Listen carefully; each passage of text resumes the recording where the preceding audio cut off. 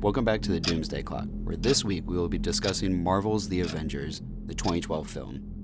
My name is Eric, and I'm joined by my co-host always, Jack. Hello, I'm Jack. All right, so this is the big one.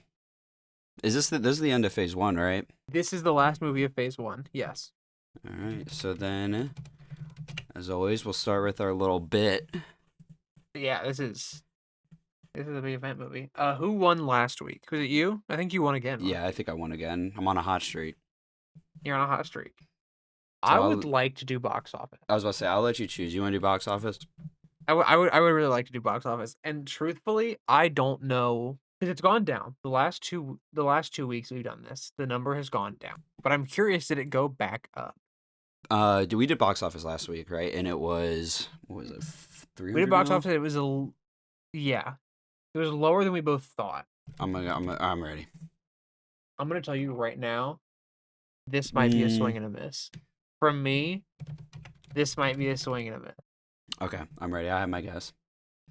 All right, 3, 2, 1. We were always so Okay. close to each other. Okay, so we both swung. So I said 784 million. You said 750 million. So Mhm. this is either we 'Cause- both hit or we both miss. I vaguely remember that this movie performed really well. So let me look. I already had it typed up. It almost had to. Let me see. Let's try. I'm trying some box office mojo. Holy crap! I knew this movie performed good. I actually almost did guess $1 billion. Domestic, I was closer because it's 623. But most of this movie earned its money through international at 895 million. So total, it's 1.5 billion. That's what Box Office Mojo is saying. I thought Iron Man 3 was the first to crack $1 billion. The only reason I guessed under $1 billion is because I thought Iron Man 3 was first. I'm back on top. That's what that means. Yeah. We're so back. But yeah, it grossed over 1.5 billion worldwide. That's crazy. 1.5. So I thought 784 was a swing, and it was 1.5. So that means that Captain America was like less than 400 billion. Mm-hmm. And then they immediately made 1.5. Hey, that's what these movies do. I was about to say, this was the movie for the Marvel Cinematic Universe back then. So I see it. I believe it. I feel safe saying this was the make or break movie. Mm-hmm. Like, if this doesn't do well, I don't think we get many more of these at all. Yeah, because I think from Iron Man 1 onward, they were probably pretty set on this, just because Iron Man 1 did so well. Yeah. And and Thor did great too, somehow. Yeah. Really, Captain America was the only one that didn't. I mean, it still did well, but it still made like $400 million. Well, Incredible Hulk too, but. Oh yeah, I never count that one because it's Universal, but I do agree with what you're saying. That's a fair point. All right, so I'll go ahead and talk about what I think about this movie then. Yeah, go for it. The last time I watched this movie was last year, and I remember being like, "Oh, this is a good movie." Watching it this time, it's a very good movie. It's pretty cool how well this holds up, even like going forward. It's pretty cool. This is the first time I've watched this movie so quickly after watching all of these Phase 1 movies. I've never just watched all these in order. And it's very cool how much it pays off from previous movies. I really, really like that. I really like a lot of the character stuff this movie does. I think this movie is very much like it's so character driven in a way that I don't think you usually expect from these. I think that everybody's written pretty well for the most part. I think there's a couple things I don't like. I mentioned it in Incredible Hulk. I'm mentioning it again here. Mark Ruffalo's Bruce Banner is the highlight of this movie. He is a standout performance, a standout like in the writing. He's just very good. Yeah, I think this is overall one of the best one of these so far. And I think I always forget how good it is until I'm watching it again. And then I'm like, oh yeah, this is pretty good. And then I remember how well each part flows into the next. Yeah, I really, really like this movie. I really enjoyed it. And I think it's pretty good. What did you think? Well, my experience with this movie is it's always so complicated because I remember the very first time I tried to watch this movie, I tried to watch it at a friend's house, but that was before I like watched any Marvel movies, so I just wasn't into it. And then my family tried to watch it. I say tried. They watched it, but I showed up late and only got like a good chunk of it. And then this time I watched like the first 40 minutes while at work on my lunch break and then watched the rest at home. So, still don't think I've watched the entire thing in one sitting, but anyways, no, it's a good movie. Even with that, it's a really fun movie. I didn't even really write cuz usually I like to write a summary like right after I watch a movie of how I felt. I just wrote fun movie because it's a fun movie where you see cool superheroes fighting each other and team up to fight evil. It's a fun time. I think the worst the worst part of this movie is like a lot of the like movie making side stuff where it's like the directing and stuff like that. But when it comes to like the character writing, I think it's solid enough, and I think the action for the most part is pretty decent. So I think it's pretty hard not to have a good time with this one.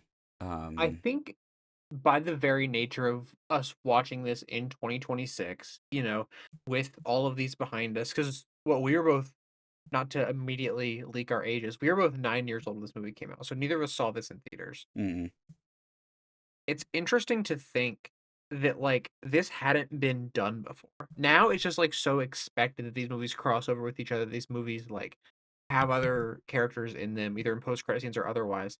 And it just was not like this is a big deal that Iron Man, Captain America, and Thor are all here. Like we've seen other movies individually, and now they're all here. mm, And I do wish that we could feel some of that magic mm.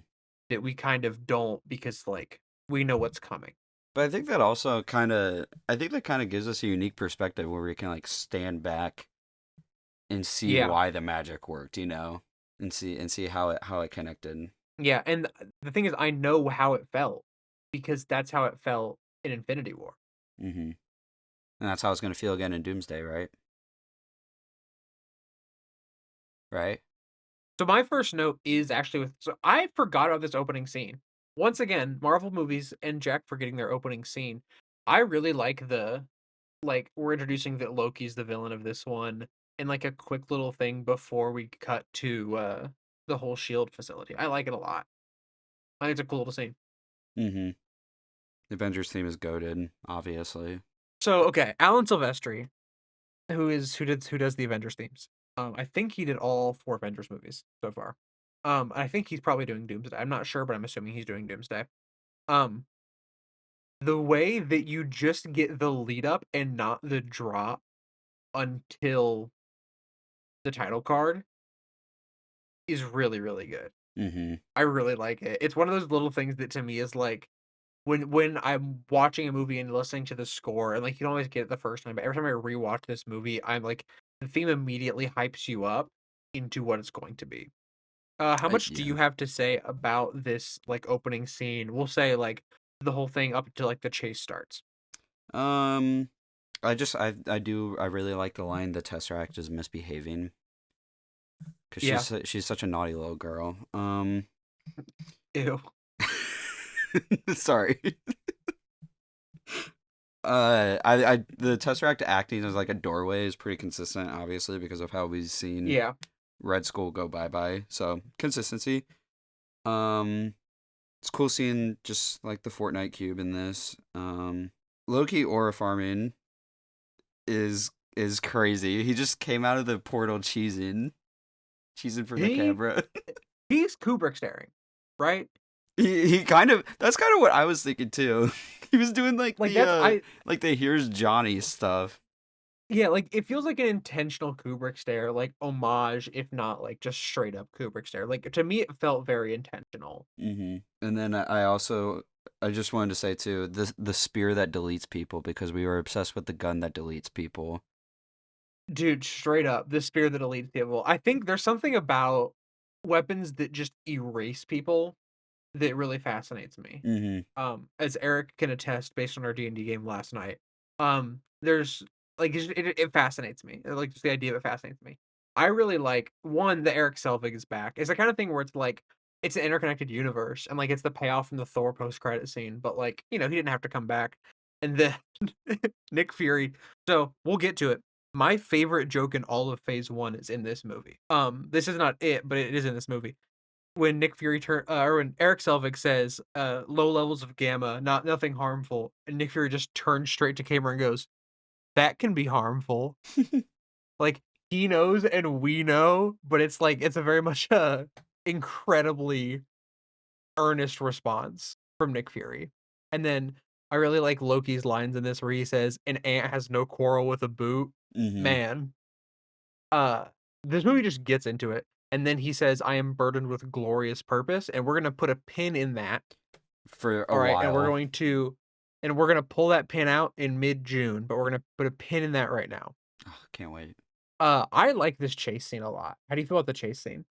I think the chase scene is kind of fine for me. Mhm. It, it I think this movie struggles to show like hand to hand combat a lot of the times too, because there's a little bit Yeah. of that I believe in this scene.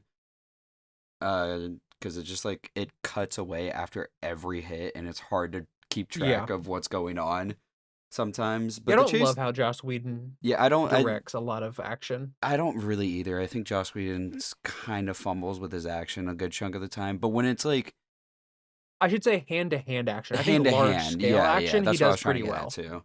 But the car chasing, all I gotta say is Peggy would have hit her shots. That's all I'm gonna say. Peggy would have hit her shots, That's all I'm gonna canonically. say. Queen would have hit them. I think that this scene is good, but I think it's immediately dwarfed by, like, every other action set piece in this movie. Mm-hmm. But I do like it as, like, an opening action set piece, and then I like I like how it's the heroes immediately lose. It's like, Yeah, they got we smoked. immediately have to turn like, the Avengers are formed because it's like, "Well, what do we do?" Like, we he just w basically, he just appeared in our facility, turned one of our best agents, took our doctor, and now he has the Tesseract. And Mm-hmm. it's like they're immediately out of options, and so it's like, "Okay, Avengers time." And then you get, like, the title card, Yeah. like, coming in as an answer to the question. I love it. And Hawkeye I just love it so being there is much. so funny. He's just It there. is. He's He's like, just there. what is he cooking? I don't know, I guess he just, like I think from the dialogue with Nick Fury, it sounds like he's keeping an eye on, Selvig outside of Mm-hmm. yeah, like, he's, like they're, like, kinda, like, 24/7 on Selvig, is what Yeah. it seems like.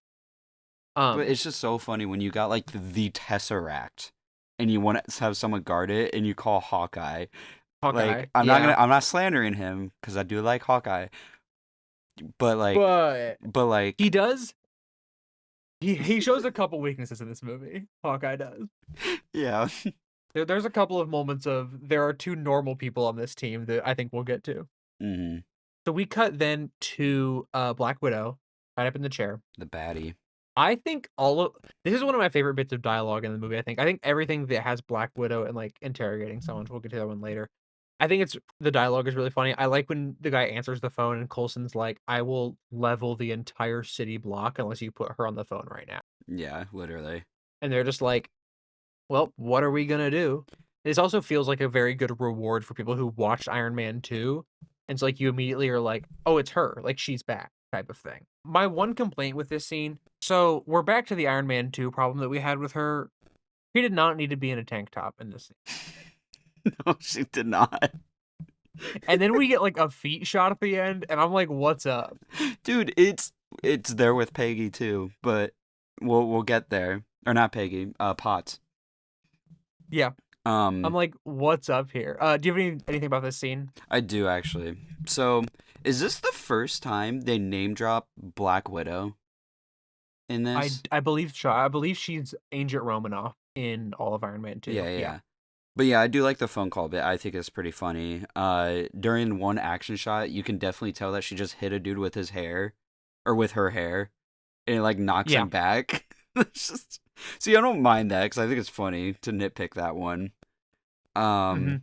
And then there was like weirdly a really cool shot of her like getting pushed backwards onto the ground, and her using like the camera follows her with that, and then uses her momentum to get back up, and it follows her all the way through. I thought that was a really cool camera movement for no reason, and then it There's never a happens couple again.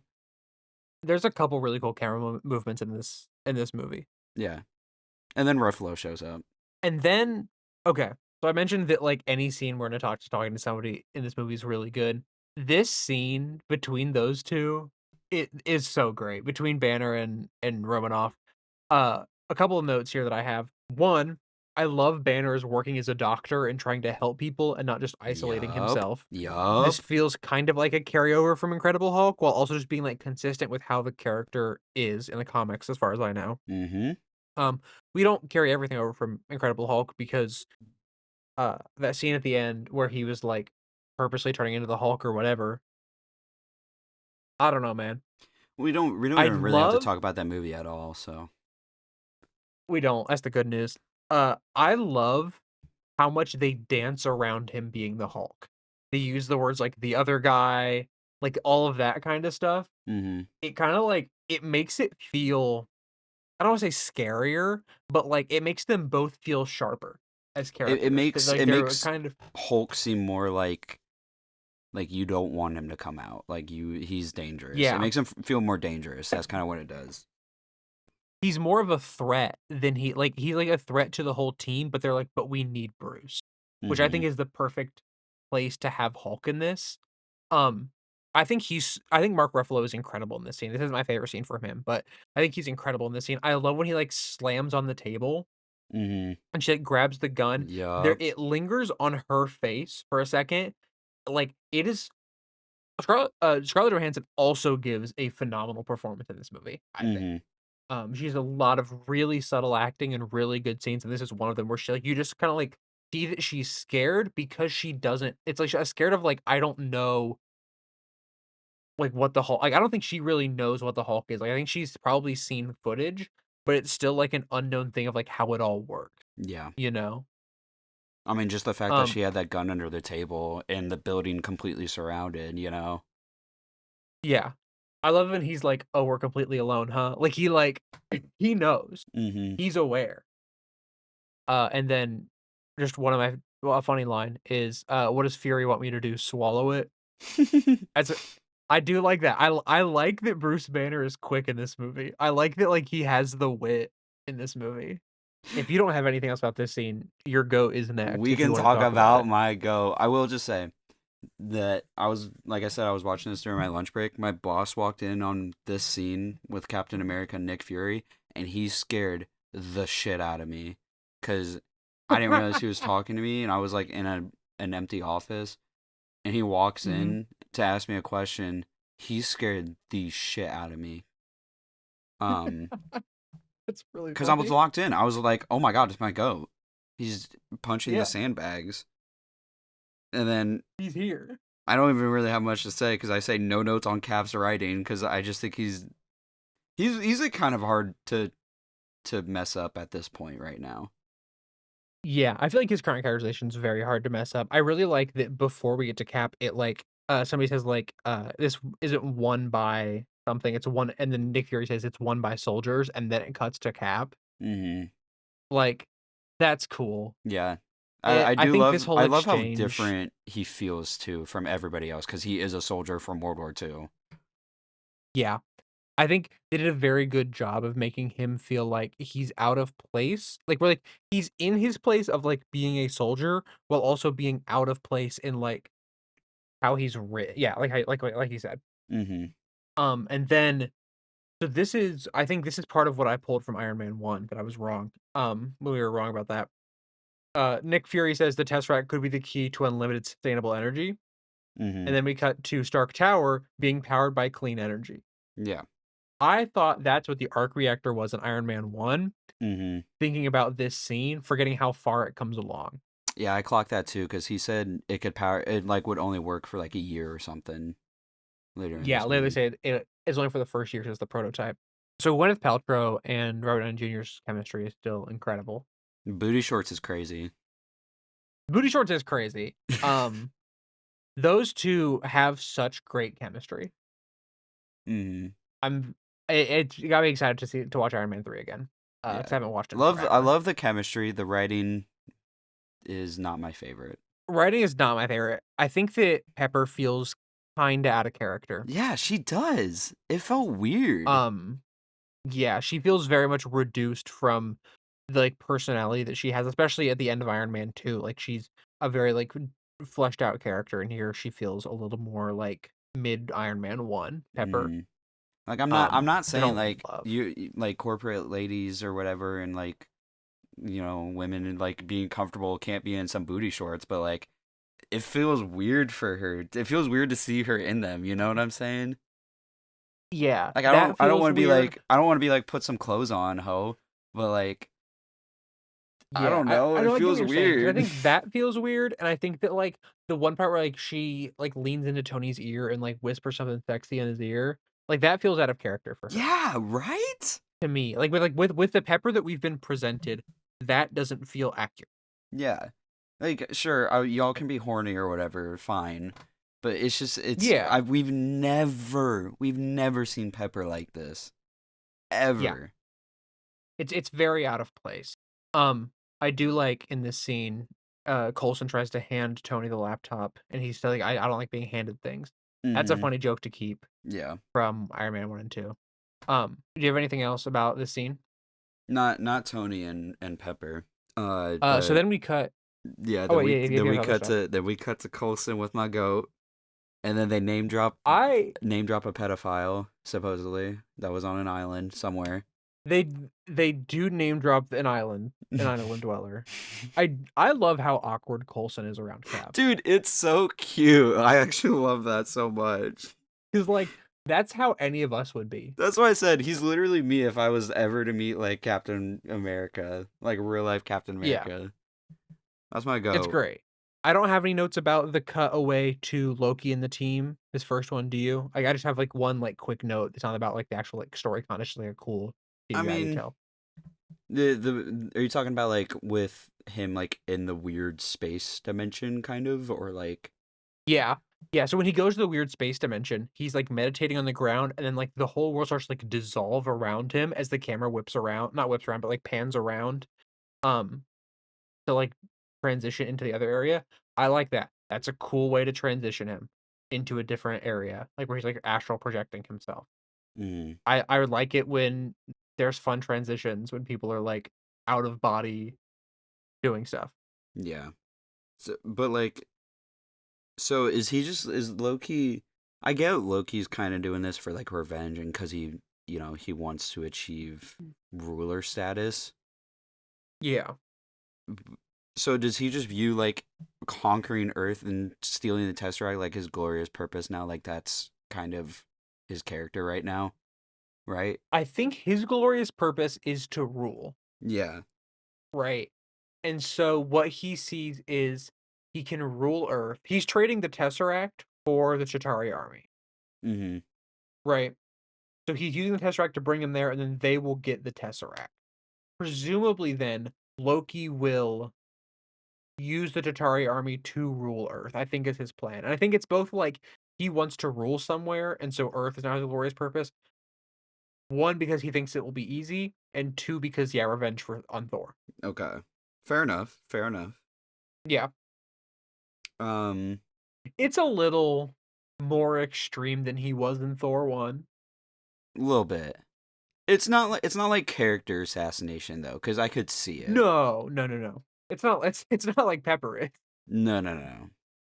So then we go Mm, back to the what will fly up in the air and be a helicarrier soon.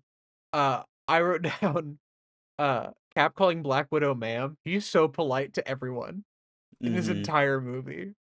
Because Um, he's the goat. yeah, he meets Banner and he's like, "I've heard you're a great scientist," and he's like, "That the only thing you've heard?" He's like, "It's the only thing I care about." Like he's so real. He's wholesome 100. Oh, love him. I have so many like notes about like little character things in this movie. Banner, whenever he's near an agent, he like looks super uncomfortable. Like he like looks like the guards behind him and like almost out of instinct, like ducks his head and like kind of like hides his eyes, and you get the like he's been in hiding type of thing. Mm, Then we learn that Shield is like crazy surveillance state. yeah. Love that.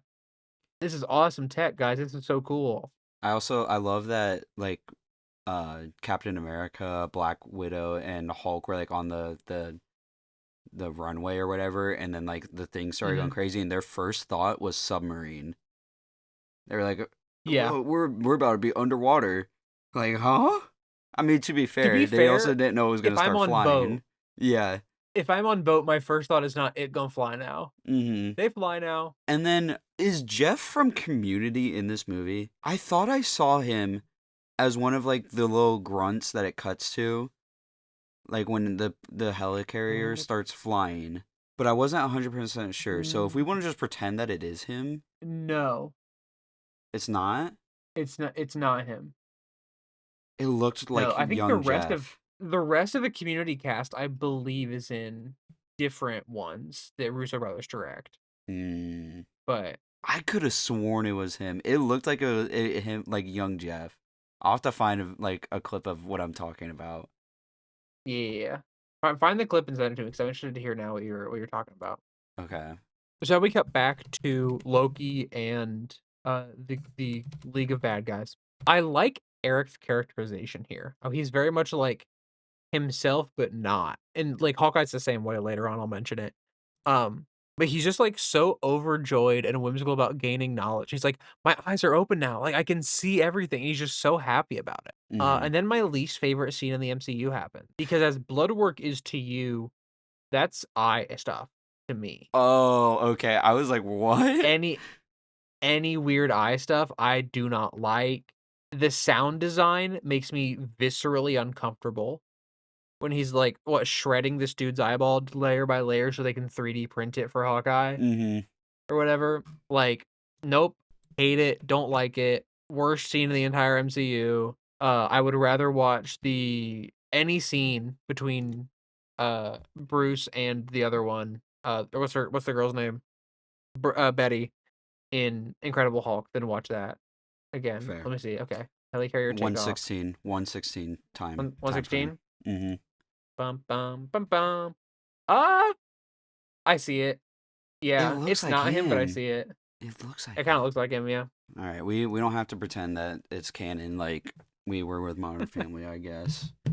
We weren't pretending. Sorry, Modern not Family we're is canon. not pretending. That's not what I meant to say. I meant connecting the dots that were clearly left there for Okay, us. yeah, I think there could be a yeah, case for Community, but we can move on. We don't have to talk about yeah. We'll get there. There's a it. case just not from this movie. That being said, about how much I hate that scene, I do like how casual Loki is. He's just kind of like walking. He's Yeah, not he's running. aura farming. He's just aura farming constantly. Um, And then he talks about how you want to talk? submissive humanity is. I was gonna say, I was gonna ask, do you want to talk about his next scene in Captain America and all that kind of stuff? Sure, I mean Goat Rogers, obviously, but he's just like he bitches all those people. It's He does. he calls them He goes, submissive you little all puppies, suck. and then he makes them kneel. Like that's awesome, and then the old guy has to ruin it. Yeah, that's what that old guy was doing. Is he was ruining And it. then obviously Tony comes in and he eats up with his dad rock music, obviously. Mm-hmm. Mm-hmm. I really like Cap's line, or I really like the old man's line where he says, "There are always men like you," Hmm. and then you have Cap's line where he's like, "Last time I was in Germany, I saw one man standing above the rest, and we didn't get along too well, or we disagreed." But I forget which one Something he like says that. there. Yeah, yeah. Yeah, I think this is probably my favorite hand-to-hand fight in the movie. Yeah, Just because I think it's the most tolerable, I think. yeah, I like that Cap, like, he's getting beat up because he's fist fighting a god, but he Hmm. does still, like, kind of hold his own, you know? Yeah. He definitely puts up a fight. I wish he put up a little bit more of a fight because it's my goat, but Yeah, like I also get it. yeah, So, from Steve's perspective, this is insane. Like yeah, like a week ago, we'll say we'll be generous and say it's like a week because it's probably more like a month or two. Wait, he was just in World War II, and now he's fist fighting someone who's probably a god. yeah. So, roughly 2 months ago, he watched his best friend fall from a train. Roughly, yeah, a week ago, yeah, he watched the Red Skull pull a cube out, blue beam to space, and he crashed a plane into the sea, and now he's fist fighting a god, and a guy in a metal suit who is the son of the guy who helped him out in World War II is also here. Yes. And then he's also fighting for that exact same cube. Yeah. I'm just saying, he's handling it a lot better than I would. Right? He's like, all right, put me back in. Also, dude, can you imagine spending like your best friend dying and you taking yourself down like into the ocean? I think wait, no, he says it. You should have left it down in the ocean Hmm. when Fury comes by. Yeah. Like, can you imagine him being like, "What do you mean you lost it? I got it back from the Nazis, and you lost it." Hmm. You're like, "Okay, well, who'd you lose it to?" And they're like, "Yeah, so he's a god who wants to take over the world." And he's like, "Oh my gosh, I just did this last week." Are you serious? Like, I know if Yeah. I'm Steve, I'm mad. I'm I pissed, thought school dude. was for one day only. He's Like, like, I'm mad. it's like Mr. Incredible at the beginning of Incredibles. He's like, I just cleaned this mess. Can we keep it clean for 5 minutes? We then cut to inside the Quinjet. They're all like standing around. Loki's tied up. I like this line here. It's like I think it's a really good line of foreshadowing where Steve says, "Fury didn't tell me you were coming in," and Tony says, "Yeah, there's a lot Fury doesn't tell you." Hmm. I think it's a very good setup for like the next like 40-ish minutes of the movie. And then Loki drops one of my favorite lines where they say, "Scared of a little lightning," and he says, "I'm not overly fond of what follows." Hmm. Thor's like a horror villain for a second. He is. He is. He just jumps on top and then he just swoops in and kidnaps his brother. Uh, And then Tony drops one of the worst bars I've ever heard in my life. does Mother would know you wear her drape? No, no, no. Where Captain America's like, Stark, don't, we need a plan of attack. And he goes, Oh, I have a plan. Attack. It's it awesome. feels out of character. It feels Yeah. like that's not witty enough. No. It's too corny. Uh, It's too corny for him. so what did you think about Thor and Loki's conversation here? One second though. I do have a question. So, because Black Widow's like, you might want to sit this one out, Cap. They're basically gods. And then Captain America goes, there's only one God, Oh, ma'am. Is this the first reference of Christian God in the MCU? I think this means that Cap is canonically religious as a Christian. Right? Which, okay, to be fair, he was raised in the 40s. Yeah. No, I Of get course it. he is. I'm not being like a dick here Yeah. or anything I like that, think but like it. I think this is the first reference to Christianity in the MCU. Yes. Because like you don't even see like soldiers wearing like crosses in World War II. I It's don't not the know. last because a couple scenes take place in a church in later movies. Come to Okay. confess your Okay. sins. But yeah, I think this is our first mention of Christianity. Which is kind of crazy because these movies started coming out in 2008. It's kind of crazy we got all the way to the Avengers with Joss Whedon's direction before we heard about Christian God. Yeah, it is kind of crazy. Because like I do really like that Black Widow's like, dude, you might want to sit this one out. but of all the people to sit this one out, you're gonna tell Captain America that? Like, I think she knows he's not going to, but like, to be fair, like, look, Iron Man, he's a guy in a suit, but like, he's in a suit, like he's got stuff. He is just a guy who's strong. Yeah, And but if he it's has a like shield. guy who's strong, that's true. Like, but it's like guy who's strong versus, hey, I read the files about Thor. Mm-hmm. Like, you know, That's a fair point. That's a fair point. But I don't know.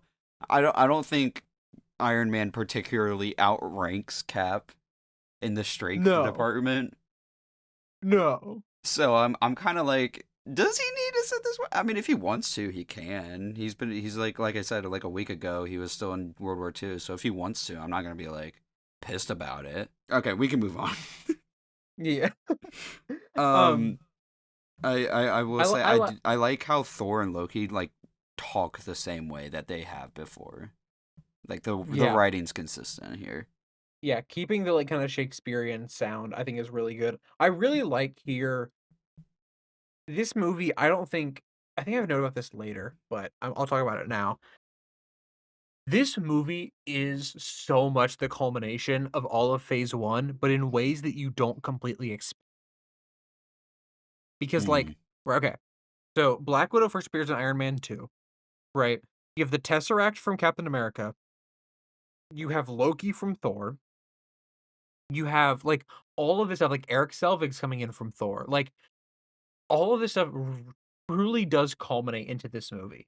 Like, it's so many guns of, like, Chekhov's guns that are all going off as, like, the inciting incidents of this movie. They didn't have to go this hard with including so much of these movies into this one, Mm-hmm. and I really like that they did, because I think it makes all these characters have a reason to be here, you know? And I think that's not really like, it's exemplified, I think, the most, in Thor's conversation with Loki, where it feels like a direct continuation of Thor's arc from that movie, where I you will have agree. this, Yeah. Mm-hmm. like, at one point, he says, I'm trying to find the line. Oh, Thor says, "You think yourself above them, then you miss the truth of ruling." Like, it's such a good way to show his growth since the start of Thor 1, even if, it wasn't fully earned in that movie. Like, you just see how he's changed. Mm-hmm. And, like, it's like the him talking to Loki, he's like, "I mourned you." Like, I think this is a pretty good scene between these two. It's also, I think, we only get one more scene between these two, and it's, like, Act 3 on Avengers Tower, Dark Tower. They talk a little bit in the jail, but Oh, they do? yeah, but Oh, yeah, they do. You're it's right, you're not a right. ton. But I do Yeah. kind of love how Thor is hard writing for peace now. Like this dude does not want to, because Yeah. that's his bro. Like he knows he's like an op Loki now, but like Mhm. that's still his bro. I get it. Yeah. I get it. Thor also says, "Do I look to be in a gaming mood?" Which gaming. Mm-hmm. Oh, we missed a 6-7 earlier. By the way, I forgot to mention this. I I I almost wrote it down. I almost wrote it down and I was like, "No, I'm gonna not write it down and, not That call was it like out," but that's like I'm a glad you whole like did. 30 15 minutes ago or something like that, but it's okay. I just Yeah. realized I passed by it. I'm gonna keep it a buck though. Mhm. Tony Stark. Why would you tackle Thor there? Why would you do that, my boy? It doesn't matter in the long run. I'm aware. Was okay, from Tony's perspective, and this is, like, a question that I don't think we have the answer to.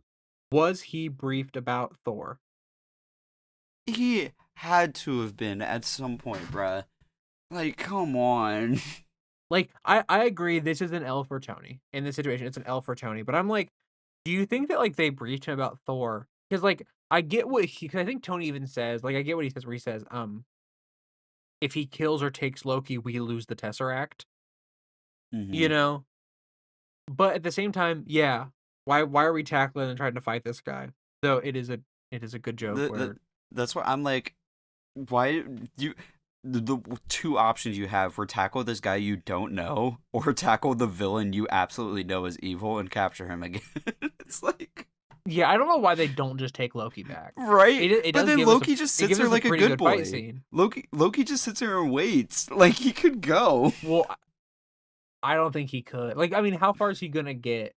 Like, he knows they're not gonna fight forever. Also, I he mean, wants to get yeah, captured at this point because he yeah, wants to unleash but the Hulk. his yeah, sure. I mean, I Because he has like, guess. because he's surrender. Like, his goal is to get captured. Yeah, but I'm not. I'm still. I don't fully buy the whole plan to get captured, but we'll get there. Yeah. This is the movie where they perfect the Mjolnir sound design. By the way, Oh, it's it's perfect so in this movie. sexy. It's so sexy. It's so good. Um, Also, we get a payoff from Iron Man 1 where the arc reactor energy hits him and he's, like, overloaded, and now Thor blasts him with lightning and his power's at 400% capacity. Mm. Good setup and payoff. I don't have any notes until they're back in the helicarrier, so if you wanna talk about I'm just kind of some surprised stuff. that like Thor versus Iron Man is even that much of a fight, considering how overpowered Thor is. Like I get it, he's not trying to kill Yeah. him like he was the Yeah. Frost Giants, but like it's still like we probably could have ended that fight a little quicker. Anyways, whatever. It Iron probably Man's yeah. strong, so not gonna. It's just that's a Yeah. nitpick. I I'm think not okay that much. Tony got a lot of escapes in there. he wasn't really getting a lot Yeah, of like because big Tony had hits. to It be was pretty more of like creative with how he was getting away. So I do like that Cap just comes in and is like, okay, break it up. obviously, because that's my goat, I ain't gonna slander him. Like we're done here. And then yeah, I just think this is kind of where I kind of want to talk about like the dialogue a little bit. I Hmm. get why people say talk about the Marvel quippiness because this is like it is the dialogue in this movie. Yeah, There's so many one-liners yeah. and a good. I would say it's not like horrific, but I don't it's think noticeable to me. it's very noticeable. I don't think it's horrific in this movie. It does in scenes it serves a purpose.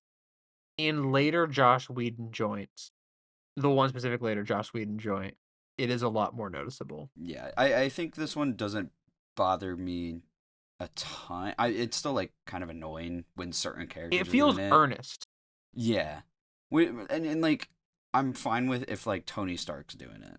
You know, Yeah. it's like when every character starts doing it, it starts annoying me. But I don't think it's Yeah, like it's horrible in this movie. I don't think it's terrible. yeah, it's still mostly Tony, I think, in this movie. Like you have Yeah. Bruce kind of joining in, but that I think that makes sense to me with how he's Mm-hmm. characterized in this movie. Yeah. I really like in like because this is the scene we're talking about where they're all up in the helicarrier. I like Tony coming in, big energy, drawing attention to himself, so he can distract from him like planting the bug. Mm-hmm. I also really like all of Tony and Bruce's banter. Yeah. I like how the Avengers like all talk to each other initially because none of them like each other.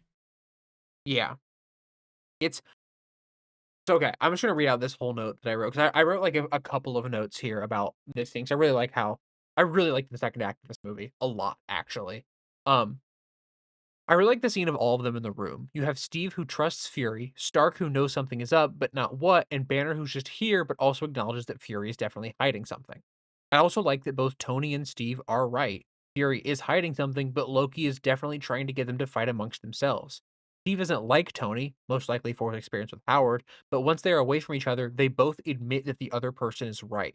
Like, to each other's faces, they're not having it. But the second that the other person is out of the room, you know, Banner goes, "Tony, he's right. Loki trying to divide us." And Tony's like, "Yeah." And Steve goes, "Maybe Fury is hiding something," and goes into like the archives. Mm-hmm. Like it's I think this is some of the best writing of Steve and Tony where they're at each other's throats, but as we'll see later, are able to immediately lock in to do what needs to get done. Yeah, I think them arguing with each other, especially later, because I do want to talk about that specific argument they have right before it all goes to everything starts going explosive. Yeah. Um, but yeah, I like the writing between them a lot. My thing with Loki right now though, I wish he was being more manipulative. You know? So that's the set. Like so, yeah. The scepter is though. Like that's like why the scepter is like that's why he wanted to send the scepter in, so that the scepter could like do the whole manipulative, Was the like scepter making doing everybody that? worse. I didn't realize Yeah, that it was doing that. Did they say that? yeah. It's never explicitly stated, but as like so in the scene later, which we'll get there, the like camera like here we can just jump to that. I have a couple of actually let's just jump to that scene, then we'll jump backwards. So yeah, so the whole scepter thing is that the scepter is acting like gonna reference Harry Potter. I'm so sorry. J.K. Horcrux. Rowling's the Yeah. worst. But yeah, it act like the when you have the Horcrux on, right? We hate J.K. Rowling on this podcast. Um, that's how the scepter acts, right? And you can see so in that scene where they're all like arguing and like everybody's, getting more and more out of character, where Tony and Steve start fighting in ways that you're like, Steve is saying that you're not the guy to jump on the or to let the guy you're not the guy to lay down on the wire, let the other guy crawl across you. And that's what he does. And Tony says everything special about you came out of a bottle, which we also know isn't true. Thor says that thing about how they're all like ants. Then the camera pans over the scepter and like the dialogue is almost not overtaken, but like the dialogue is very much undercut by like the scepter like going like the "wah, wah, wah, wah, wah, wah, wah, wah, wah, wah, wah," and then it all culminates in Bruce like getting upset and like hand holding the scepter. The implication there is that the scepter is like putting out energy to manipulate them and make them all more at each other's throats. I'll say it. Harry Potter Horcrux does it better. Yeah, Because I that do that really that like the makes scene though. I can't lie. sense. That makes sense, but like I feel like that's a pretty big plot point for one simple shot to implicate that.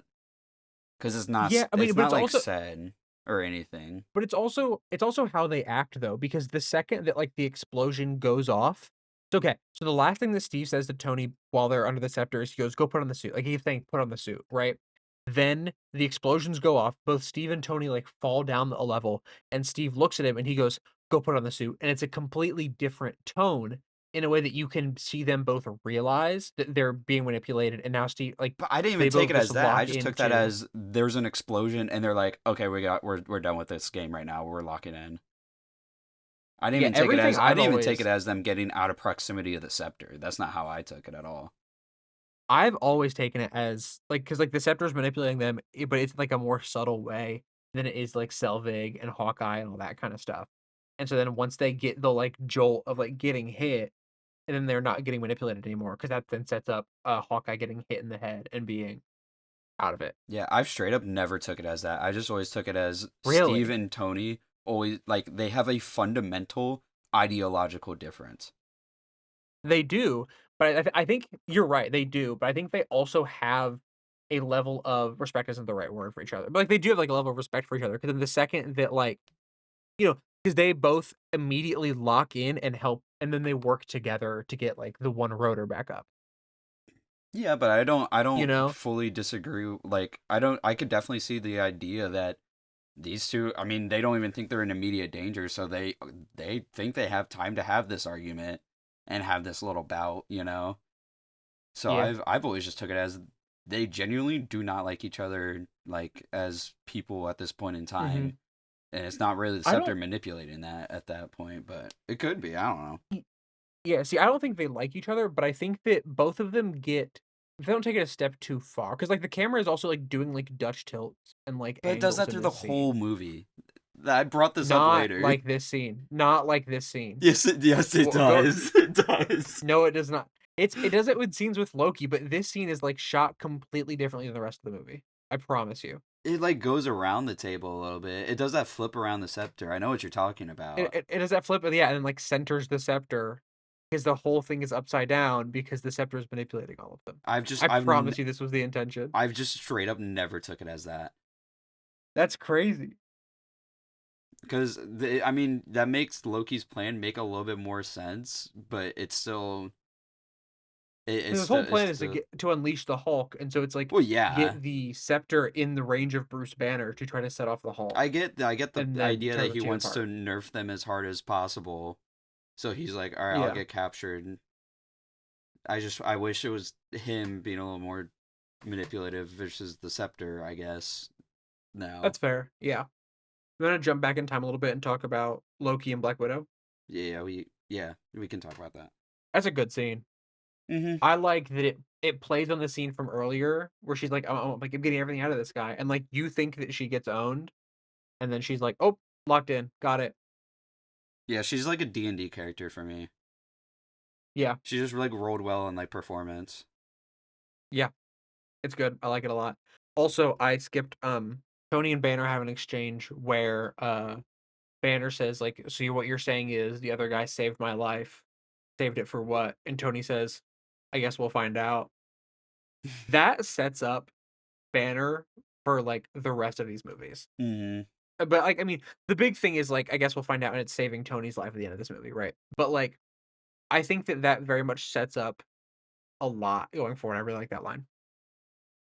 We also get the line, "I put a bullet in my mouth, the other guy spit it out," is better act that line is better acted, better characterized than the entire Incredible Hulk movie. Yeah, it's a banger. That's a bar. It's such a great line. Um, you wanna talk about the Hulk? I'll go back to Cap and Tony. Cap ate Tony up. Tony thought he ate down, but his plate was full. Anyways, Hulk being a horror villain again. Yep. W. Finally, the Hulk looked good in a movie. Yup. There's a shot where, like, the Hulk looks over his shoulder, and it's, like, Bruce's eyes but, like, and, like, you can see, like, it's Bruce still in the mind, but the Hulk is taking over the body. Awesome. Mhm. What do you think about the Thor Hulk fight? I don't really have too much to say, honestly. I thought it was fine. It's fine. Yeah. It just it's like to keep some action going. Yeah. Just keep up the action in this scene. There's a shot after, like, so, Hulk chases Black Widow through this thing. We get the same shot from Iron Man 1 that we called out then, and then, Thor, like, hits the Hulk out of the way.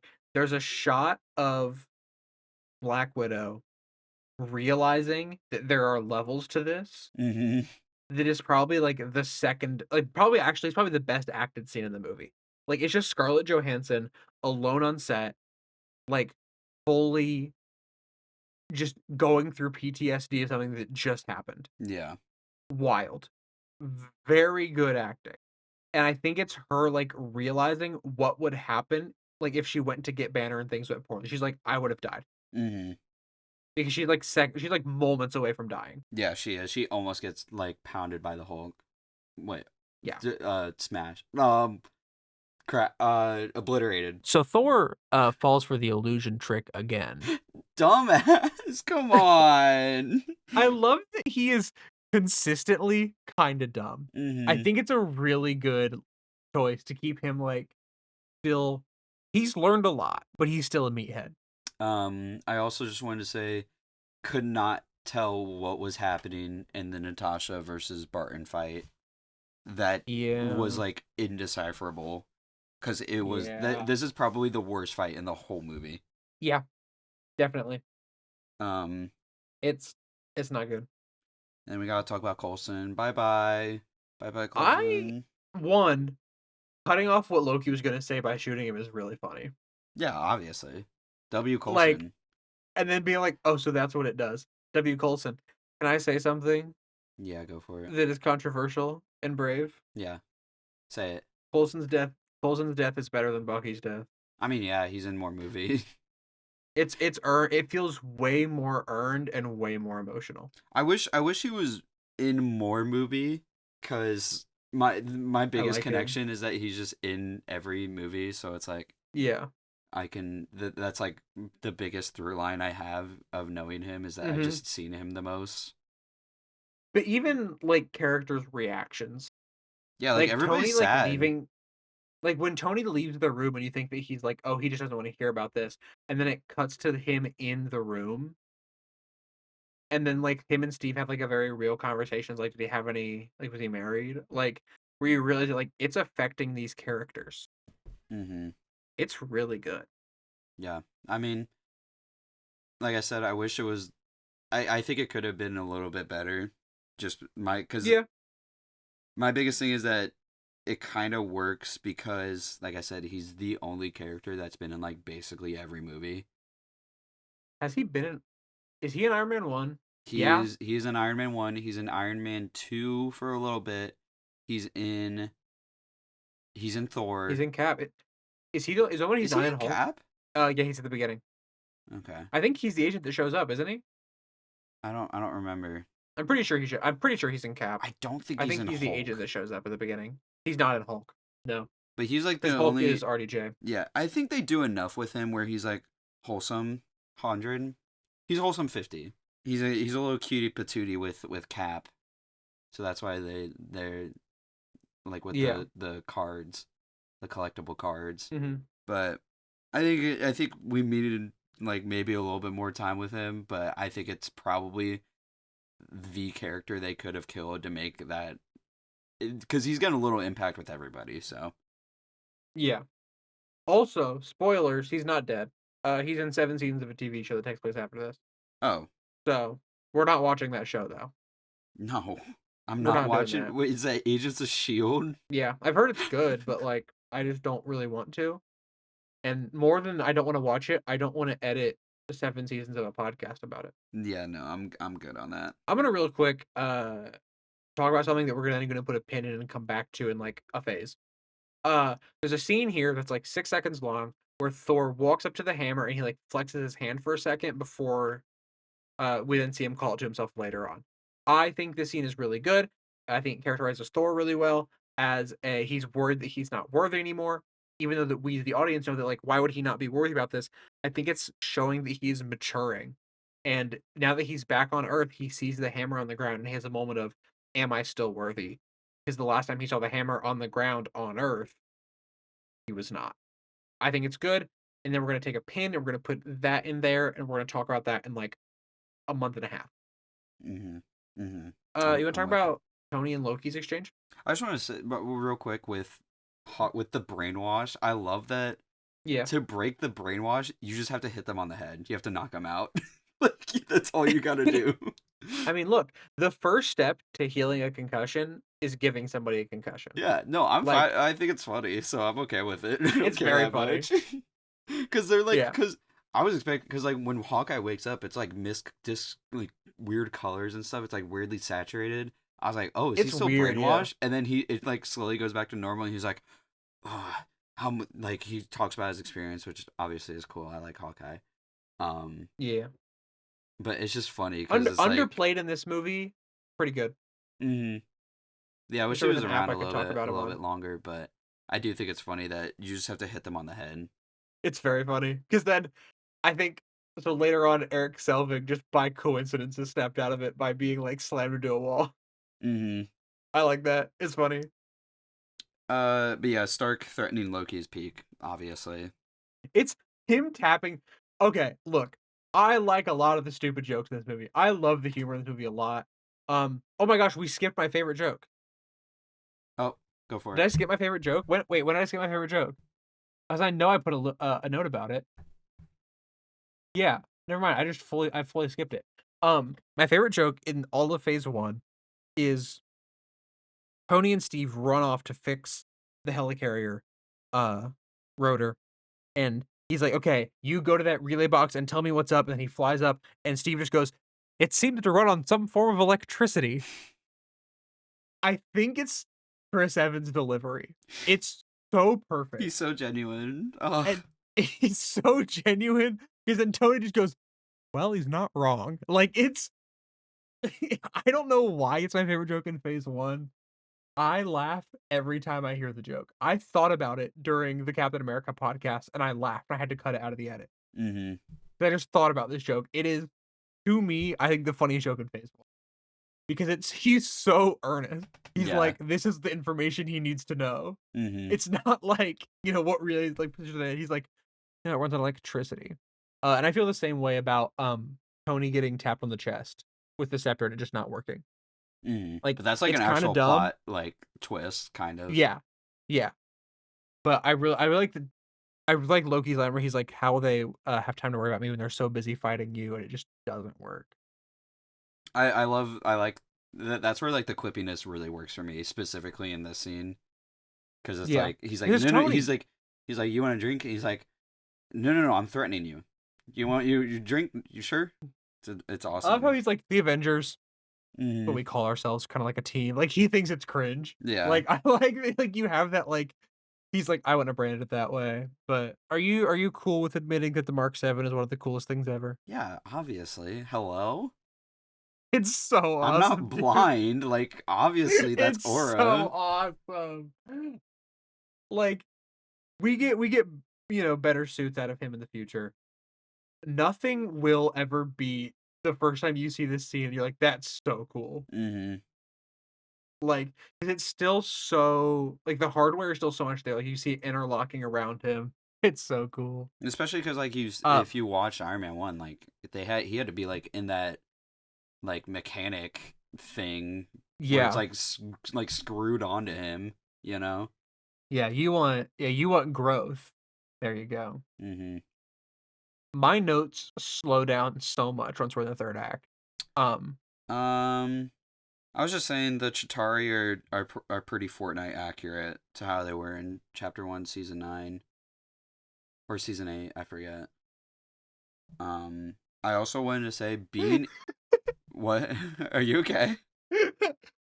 no, I have no idea. I actually have no idea what you're talking about. What you don't know what Fortnite is? No, I don't know what you're talking about with the Chitauri being in or the Chitauri in Oh, Fortnite. okay, yeah, they were. You can play as them. for a little bit because there was an endgame mode when that was coming out, and if you were on Thanos' side, you would play as a Chitauri where you could use a laser rifle or explosive. And it's pretty accurate. It's pretty spot on, I think. I legitimately did not know about this. I thought when you first said that, I was like, oh yeah, because he's referencing chapter 1, like season 6, where like the zombies were in. He's just like making fun of the like the Fortnite zombies. That was my first thought. No, this is like a real game mode that was in But Fortnite. Because it was cool. Because if you're on the hero side, you could run around. You could get Captain America's shield and stuff like that. It was cool. Too bad it's never coming back. Rest in peace. Oh, I missed the endgame mode. I missed the Marvel season. That was fun. A couple of Marvel seasons they've had. Mm-hmm. I missed the Doom season. The Doom season was fun. I like that one. I wasn't a big fan of that one, but the first Marvel season was really good. Not my fave of that chapter, but anyways.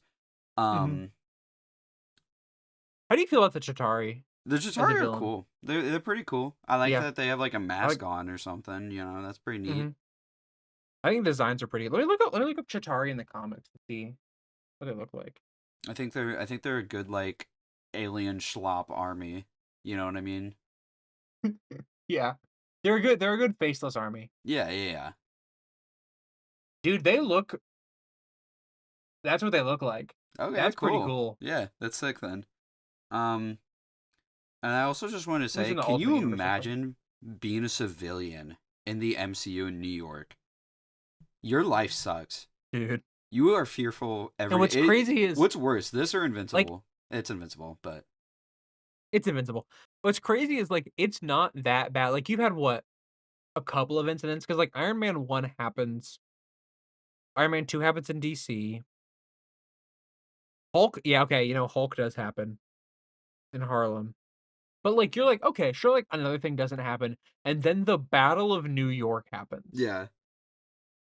You're just eating shawarma, and a portal opens above your head, and then aliens start pouring out. You just woke up that morning thinking you were gonna have a normal day. By the way. Yeah, you didn't know anything was happening. Literally, I mean, you're fine if you like live in the Midwest. Like if you're in Oklahoma, you're chill. It's fine.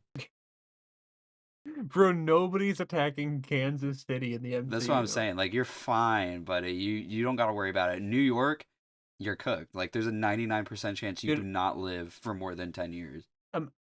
Imagine you're, like, doing fantasy football, and you look, and you're like, oh my gosh, why is my, like, running back hurt? And you look, and he was injured in the Battle of New York. And you're like, okay, well, that's just not fair. Well, you know, there's betting apps where you can, like, bet on, like weather conditions and stuff like that. You like bet on an alien invasion happening. Polymarket in the MCU. Dude, the guy that bet on an alien invasion that day, 33K, he went, yes, my parlay hit. He parlayed alien invasion, all but one letters fall off of Stark Tower, and Captain America is secretly alive this whole time. He's the new Tony Stark. Like, I don't know what to say at this point.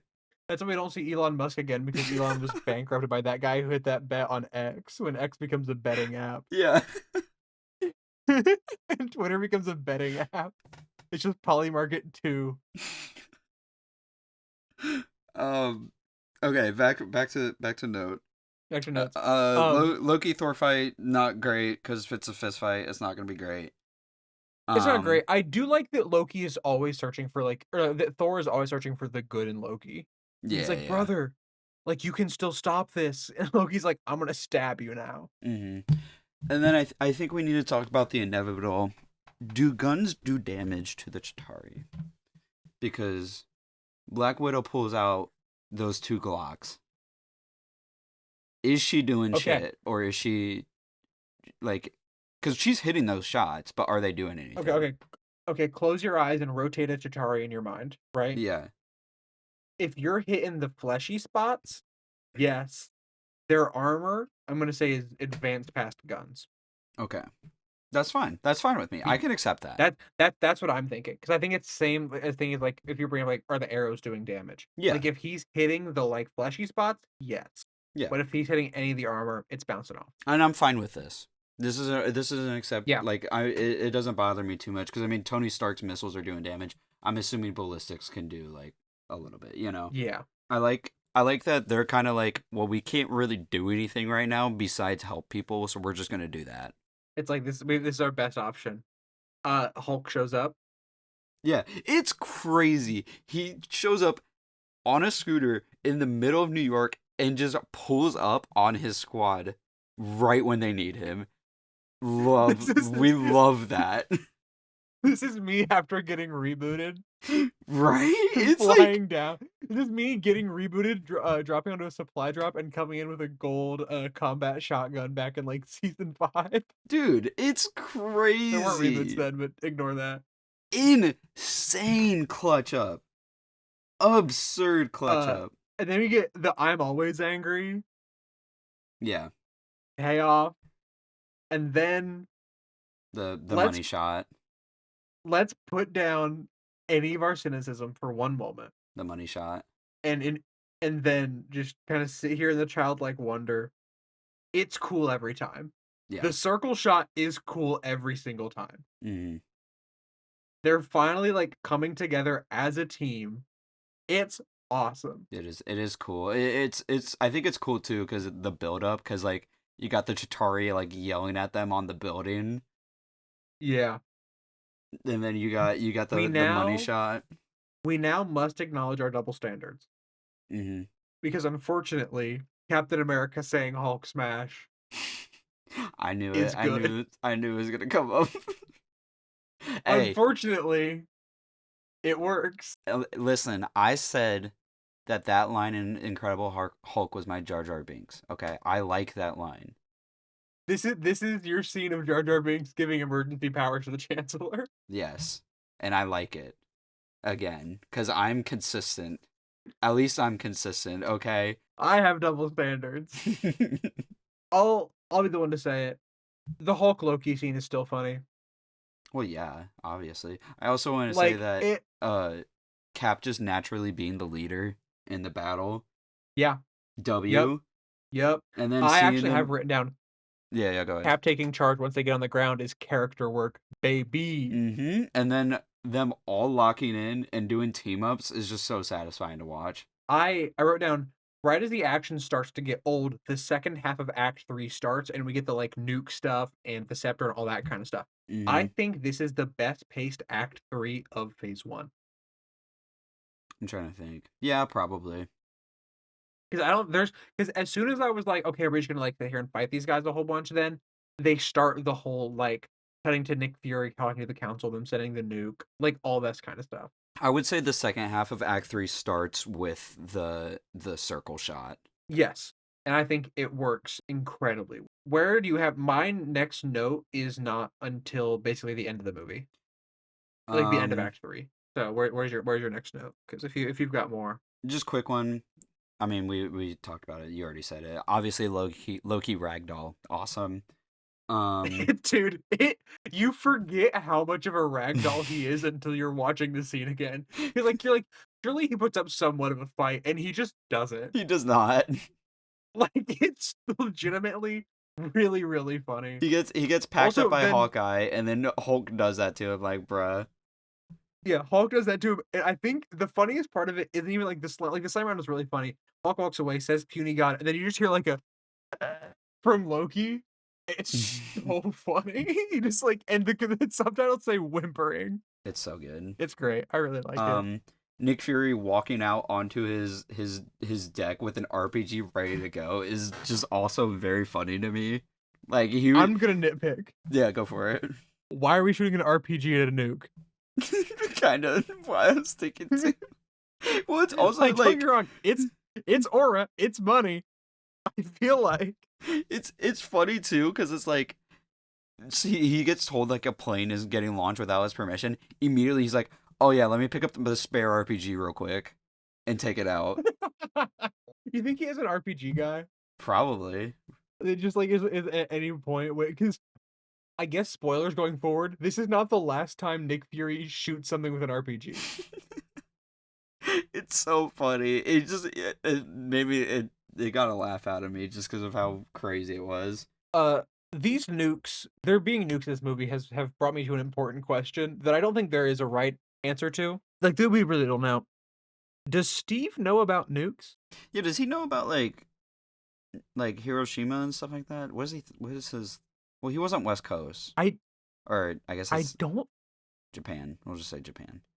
I I don't think he knows. I don't know. He's probably like, what are we Like, talking about?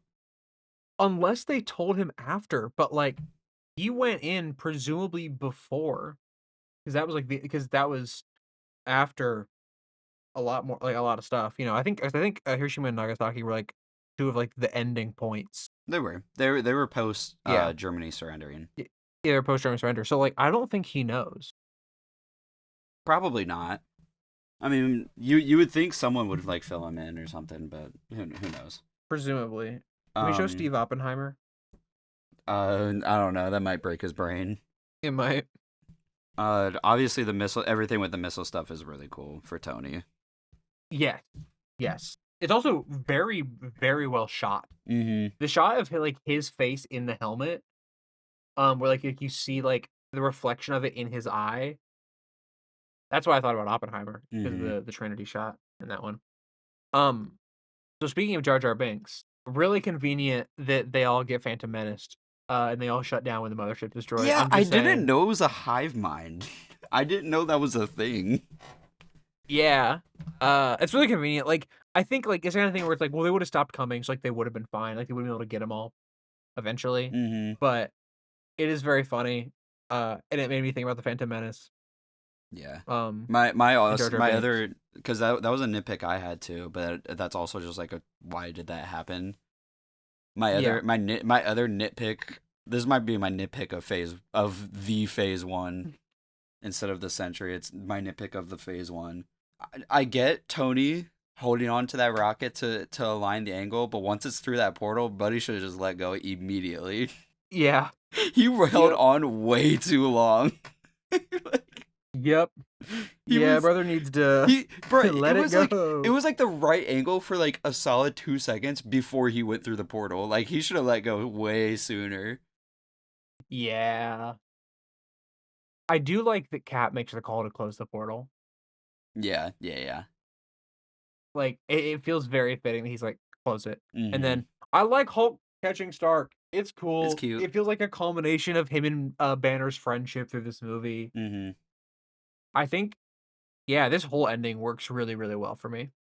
Yeah, I still think obviously like Cap one mollywops this ending, but I mean, yeah. obviously, Like, yeah. but I do think it's a good ending. And then oh hi Stanley, oh hi Thanos. I wrote, "Oh, hi, Stan." And then I said, "The A on the building is money, and may you never catch me saying otherwise." Yeah, pretty cool, pretty cool.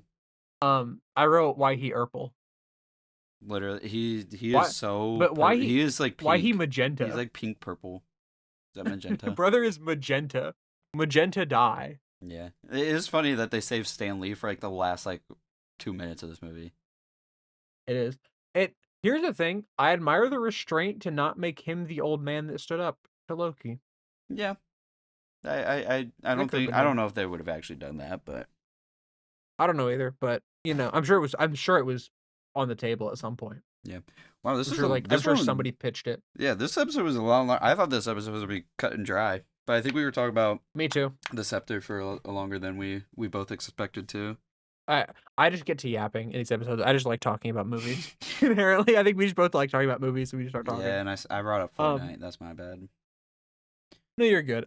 So my spoiler review of this movie, I really like this movie. I think this movie's really good. I think it's weird that you wouldn't think that coming back to this movie it would hit as hard. I think it still does. I think that it's very well paced. I think I forgot how well paced it is. We talked about this after more than we talked about like what like the revelations and all that kind of stuff.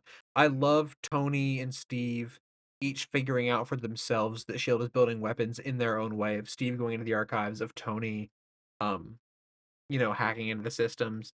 I think despite some of the writing and you know Pepper Potts being insanely out of character, I think overall the characters are pretty well written. I think they're pretty in character.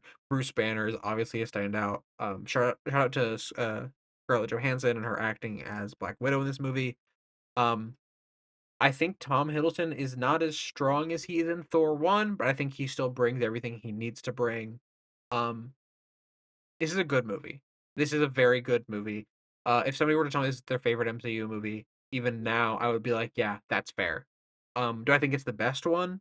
No, but I really like it. I think it's very good. I think it's a fun time.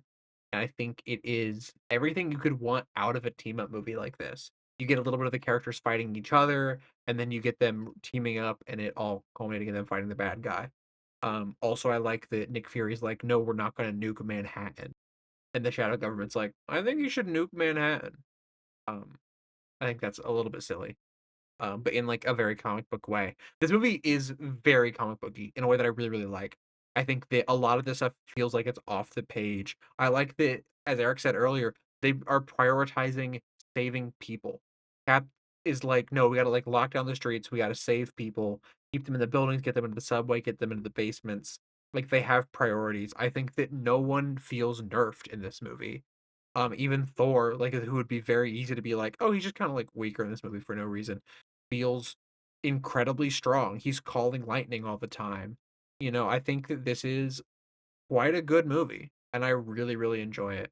And I forgot to review it on Letterboxd. I'm now realizing. The most important part of watching these movies. Yeah, while you give your review, I'm going to stop paying attention and write a funny Letterboxd review. All right. So, like I said earlier, I didn't really write an overall section like I usually do. Um, but I think this movie is pretty fun. I think if you've kept track of Phase 1 or even if you didn't, I think it's just a fun movie to watch these characters and watch how they interact with each other. I think this movie's got plenty of holes, plenty of weird stuff in it. I don't like the directing very much, but I will say I agree that it is very comic booky, and so I think it is kind of made for the people that know what's kind of going on and have been paying attention. I think that's a very cool thing, especially for it being Phase 1 still. It's a very unique movie.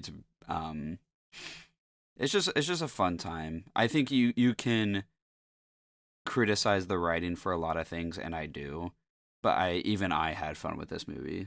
Like, there's nothing it does egregiously bad that brings it down. It's just a lot of the things add up, but they don't ruin the experience at all. I think it's a good time. I had fun watching it, even though I've never sat through the entire thing in one sitting. But that's just me. That's just my fault. It's not the movie's You've never sat fault. through the whole thing in one sitting, but it's not because of pacing. It's not because of pacing. I don't think it's badly paced at all. So I think it's a No. good. I think it's a I good think watch. I think I'm comfortable calling this the best pacing the Phase 1 has. Maybe I could see it. My only other one is like Cap 1, but Cap 1 kind of falls a Yeah. little bit in the third act, a little bit. Yeah. I don't have a problem with this movie's pacing at all. I think this movie's pacing is incredible. Um, which I'm sure is the result of truthfully months of editing of like we got to get this thing right. Yeah. And I do think a little bit of the writing is probably a solid. Some of it's good, some of it's bad. It's very Yeah. mixed. So So so basically it's your average Avengers comic run. yeah, You may laugh and now. it's Joss Whedon directed. So take that as you will. Yep. You got to say a number first. But before you do, I'm going to apologize for any of my coughs that I talked through in this episode and that I'm not able to edit out because I felt myself doing it multiple times and I just kept doing it. So I've been clearing my apologies for throat that. and yawning, so Uh, I've been muting my mic. yeah, yeah. I'll get like the clearing throat and like when I like pause and cough. But there's a couple times where I've like midway through a cough and I start talking and I'm like I don't know why I did that. Yeah. Anyway, I've stalled enough. I've stalled long enough. I know that this is gonna be a tough number because I just saw what you gave it stars wise on Letterboxd. I was So, about to say, what's your number? me personally, I would probably give it like a 7, but What did we give Cap? did we land on a solid 8 for that one? I think it was like I think it was 8. Can I get you above a 7.5 for this movie? Mm, I don't fully agree, but I'm not gonna be like mad about it. It's kind of like with I Iron Man 1. Like, yeah, you can, sure. it's good movie. I think this is good movie. I wouldn't go to Like 8 for me personally. that's fair. I think I just gave this 4 stars on Letterboxd. hmm I think I would give this an 8. I think I could be talking to 4.5 on Letterboxd. My Letterboxd is very inconsistent though, so I can't really be like, you know, I could definitely okay. be talked to a 7.5. I could definitely be talked I into that think. one, and I'd be willing to go a little bit higher. I could not do an 8. Do you remember what we gave Iron Man 1? Ooh, I do I haven't not put it in the actually. spreadsheet. Because the thing is, I think I want to give this like 0.1 more than Iron Man 1. But I think that where Iron Man 1 falters in the third act, this movie doesn't. But I think they have a lot What of did we similar give Iron strengths. Man 1? Did we give Iron Do we Man give 1 like a a 7? 7.6? We give it a 7.5 for Iron Man 1. Mm-hmm. So how do you feel about 7.6? Yeah, that's fine. That's fine with me. All right. 7.6 it is. Next week, we are into phase 2. Wait, do we have to rank phase 1? Oh, yeah, we have to rank phase 1. Okay. This Uh, is okay. real. This is real stuff hours now. Take like 30 seconds. Put yours in order. I'll put mine in order. Oh God. Okay. You can go ahead. Go and give me yours. That mine are written down. My Yours. my my official phase 1 ranking, starting at the bottom, last place. So what are we thinking? Probably Incredible Hulk. Oh yeah, what could it possibly be? Probably the biggest stinker of phase 1. Um Yes. I think it's gonna be the biggest stinker of the MCU for a while, yeah. if not for the entire thing. We'll see. Well, who knows? I'm probably gonna go Thor. I That's also what I had. I was gonna go Thor and then Iron Man 2 and That's also then what I had. Iron Man, Cap. No, Avengers and then Cap 1. We had the exact same ranking. Yeah. That's because they are the correct rankings. Mm-hmm. So in order from best to worst, we have Captain America: The First Avenger, Marvel's The Avengers, Iron Man 1, Iron Man 2, Thor. For everyone who thought that I was gonna put Thor above Iron Man 2 because I defended it for that whole episode. I thought you Um, were too. I'm not gonna I lie. I recognize it's bad. I just love it. So I'll defend it, but I'll also be like, no, it's not very good. I think it's fine actually. I don't think it's bad. I think it's fine. Um, so that's our phase 1. Next week we start phase 2 with Iron Man 3, which means we are officially, I would say that we are officially a quarter of the way through, but brother, we're not even close.